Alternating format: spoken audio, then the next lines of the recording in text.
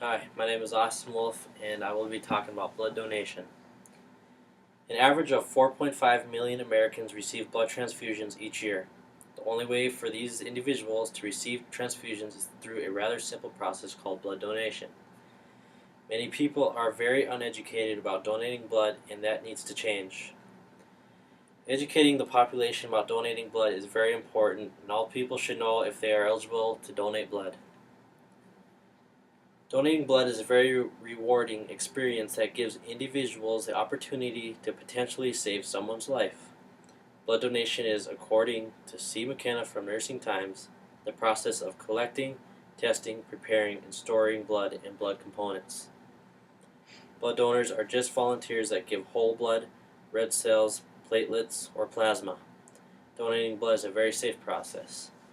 All of the equipment is sterile and used only one time for each person, so there is no risk of spreading disease.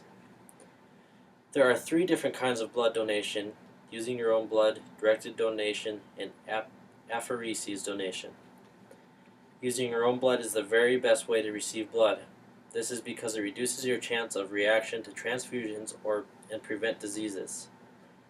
Depending on your operation, you can donate up to 6 weeks before surgery to ensure that you will have enough blood for your operation. The second kind of blood donation is directed donation. This is donated from family or friends with the same blood type or compatible blood types as the individual. There have been studies done that show that directed donations from close relatives are more likely to cause reactions of immune system. But doctors can treat directed blood with radiation to be used safely within the body. The third and final form of blood donation is apheresis donation. This is a type of donation that gives the donor the ability to give a certain blood component. When the certain component is being donated, the other components are put back into your body. This donation gives more of the component than a straight donation would. For example, an apheresis platelet donation will contain 6 to 8 times more platelets than a whole blood donation. So what is blood? Blood is a red liquid that is circulated throughout the body to supply the body with oxygen and rids the body of carbon dioxide. There are 4 different blood types, each positive and negative: A, B, AB, and O. The 4 components of blood an individual can donate, as said by RedCrossBlood.org, are whole blood, red cells, platelets, and plasma. Whole blood contains red cells, white cells, platelets, and plasma, and is used for trauma or surgery. Red cells are cells that carry oxygen throughout the body. They are used for traumas, surgeries, anemia, blood loss, or blood disorders. Platelets contain clotting agents to stop bleeding throughout the body. Platelets are often used for cancer treatments, organ transplants, and surgeries. Plasma is the fluid of the blood that contains water, proteins, clotting agents, and nutrients. Plasma is used for burn patients, shock, and bleeding disorders.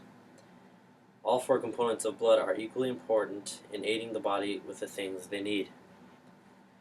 When donating blood, there are certain requirements and deferrals which come from RedCrossBlood.org. Those that donate need to be in good health, at least 17-year-old, 16 in some states with a signature, at least 110 pounds, and the individual's iron level has to be at a certain level before donation. There are many reasons you might be deferred from donating blood. The first is that it is important to have a stable iron level because iron helps to make more blood cells that are lost after donation. If the levels are too high or too low, it may cause many problems with the health.